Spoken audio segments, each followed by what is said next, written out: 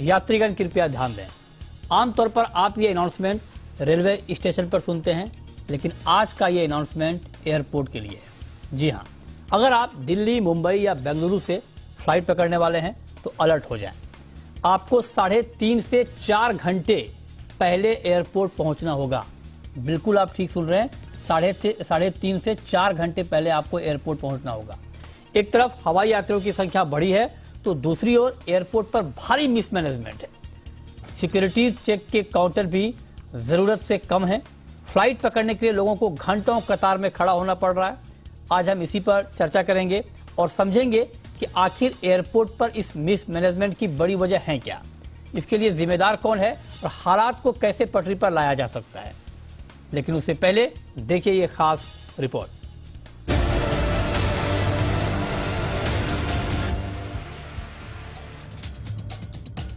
क्या आपने कभी मछली बाजार देखा है? नहीं देखा है तो दिल्ली के आईजीआई एयरपोर्ट पर आप इसे देख सकते हैं। दिल्ली ही नहीं, मुंबई, बेंगलुरु और चेन्नई एयरपोर्ट पर भी अचानक बड़ी हवाई यात्रियों की तादाद ने एयरपोर्ट प्रशासन के हाथ पांव फुला दिए हैं। किसी की फ्लाइट छूट रही है तो कोई घंटों कतार में खड़ा पानी पी कर एयरपोर्ट एडमिनिस्ट्रेशन को कोस रहा है। आखिर इस बदइंतजामी के पीछे वजहें क्या हैं? क्या एयरपोर्ट संचालकों को अचानक हवाई यात्रियों की उमड़ी भीड़ का अंदाजा नहीं था, या इंफ्रास्ट्रक्चर की कमी हवाई यात्रियों को हैंडल करने में आड़े हाथों आ रही है, या फिर एयरपोर्ट संचालन करने वाली कंपनी की कोताही एयर पैसेंजर्स पर भारी पड़ रही है?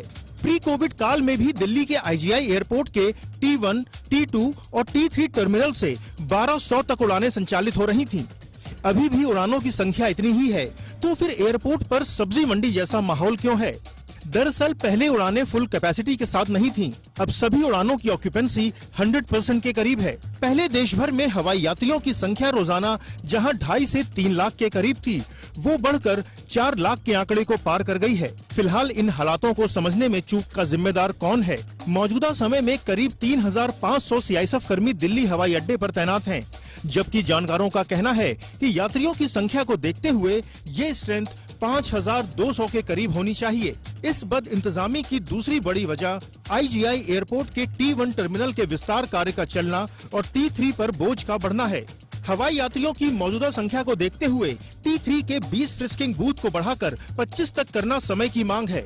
वहीं हालात बिगड़ने पर एक्सरे मशीनों की संख्या 14 से बढ़ाकर 17 की गई है, जबकि ये काम पहले ही हो जाने चाहिए थे। वहीं T3 टर्मिनल पर स्पेस की भी कमी देखने को मिल रही है। दुकानों और नए आउटलेट खुलने से कमर्शियल स्पेस बढ़ता जा रहा है और एयरपोर्ट ऑपरेशन के लिए जगह सीमित होती जा रही है। फिलहाल हालात से निपटने के लिए पैसेंजर के लिए एंट्री गेट की 14 की संख्या को बढ़ाकर 16 कर दिया गया है, ताकि लंबी कतारों को कम किया जा सके। दिल्ली एयरपोर्ट पर भीड़भाड़ को देखते हुए इंडिगो और एयर इंडिया ने अपने डोमेस्टिक पैसेंजर्स को फ्लाइट के टेक ऑफ के 3.5 से 4 घंटे पहले आने को कह दिया है। वहीं सरकार के एक्शन में आने के बाद सीआईएसएफ ने करीब 100 जवानों को जोड़ा है। लेकिन क्या ये तैयारी एयर ट्रैवलर्स की दिक्कत को दूर करने में काफी होगी? जाहिर है, एयर टिकट के अलावा user development fees, security fees, common user terminal equipment fees लेने के बावजूद अगर विमान यात्रियों को दिक्कतों का सामना करना पड़ रहा है तो ये वाकई चिंता की बात है। ब्यूरो रिपोर्ट, जी मीडिया।